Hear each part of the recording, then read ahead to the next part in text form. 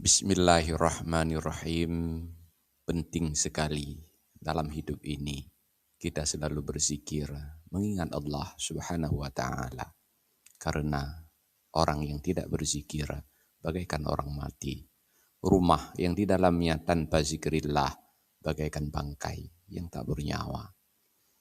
Dalam sebuah hadis yang diterima dari Abi Musa al-Asy'ari radhiyallahu anin Nabi sallallahu alaihi wasallam qala, dari Nabi sallallahu alaihi wasallam beliau bersabda, masalul ladzi yazkuru rabbahu wal ladzi la yazkuruhu masalul hayyi wal mayyiti.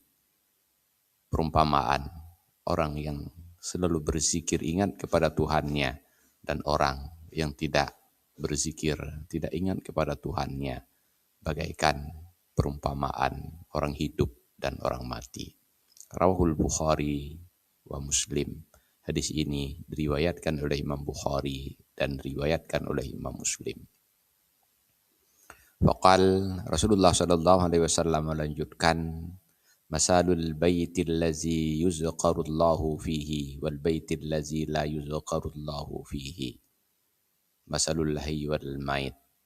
Perumpamaan rumah yang di dalamnya disebutkan Allah dan rumah yang di dalamnya tanpa zikrillah bagaikan orang hidup dan orang mati. Wallahu a'lam bishawab. Walhamdulillahi rabbil alamin.